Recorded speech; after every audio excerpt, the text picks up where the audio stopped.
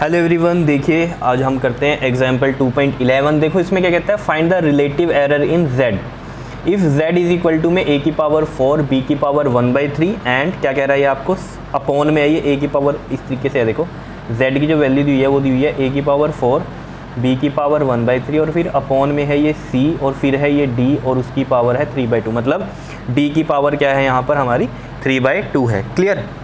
तो यहाँ पर आपको रिलेटिव एरर बताना है। तो देखो ज़रा यहाँ पर पावर में है, तो आपको अगर याद हो एक टॉपिक हमने किया था चैप्टर जब 2 किया था, ये हमारा यूनिट्स एंड मेजरमेंट वाला, error in the power of a quantity. उसमें क्या था, जैसे z की power z is equal to में a की पावर n है, ठीक है।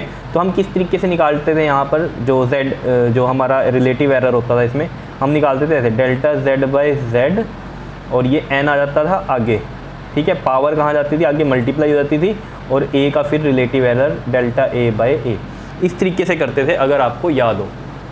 तो यहाँ पर भी उसी तरीके से करेंगे। देखो रिलेटिव एरर निकालना है ना, तो ये डेल्टा z/z हो जाएगा इज इक्वल टू में, देखो a की पावर 4 है तो हम यहाँ लिखेंगे आगे पावर तो 4 यहाँ आ जाएगी और a को लिखेंगे हम क्या, डेल्टा a/a।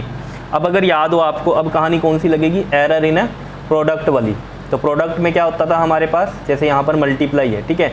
तो यहाँ पर इसके लिए क्या करेंगे हम, बताओ। अगर मल्टीप्लाई में हो या डिवाइड में हो तब भी हम रिलेटिव एरर में क्या करते थे, यहाँ पर प्लस ही करते थे, ठीक है। तो यहाँ पर क्या आ जाएगा, प्लस आ जाएगा, ये पावर लिखेंगे 1/3 आगे, अब b का लिखेंगे डेल्टा b/b, ठीक है। इस तरीके से करेंगे। अब अपॉन में है, अपॉन वाले के लिए भी हम क्या करते थे, प्लस करते थे। अगर एरर इन डिवीजन वाली कहानी आपको पता है तो अपॉन में भी अगर है तो हम क्या करेंगे, c को कैसे लिखेंगे, देखो c की पावर 1 है तो आगे 1 यहाँ आ गया, वो लिखने की ज़रूरत नहीं है। और मैं क्या लिखूँगा इसको, c को डेल्टा c/c। क्लियर। प्लस में फिर आगे मल्टीप्लाई हो गया तो प्लस के लिए चलेगा, 3/2 पावर आ गई, यानी कि पावर आगे लिखेंगे और d का हम रिलेटिव एरर डेल्टा d/d लिखेंगे। क्या इतनी बात क्लियर है या नहीं है, बताओ। तो इस तरीके से ये आया है हमारे पास रिलेटिव एरर इन z।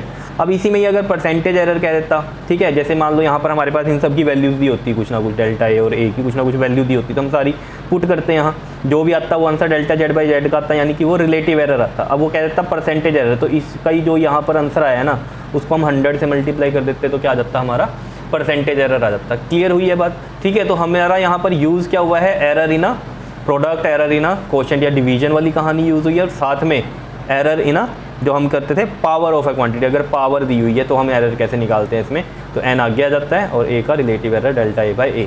तो क्योंकि मैंने आता होगा डेल्टा z/z निकला ये, तो यहाँ से अगर कोई कहते डेल्टा z निकाल लो, ठीक है, कौन सा होता है ये डेल्टा z आपका एब्सोल्यूट एरर, तो ये कैसे निकलेगा, ये z इधर मल्टीप्लाई हो जाएगा n डेल्टा a/a और ये z यहाँ मल्टीप्लाई हो जाएगा, अगर किसी के मन में ऐसा कुछ आ रहा है तो, ठीक है। चलो क्वेश्चन जो हमारा था वो यही था। देख लो एक लाइन में हमारा इसका सॉल्यूशन हो गया।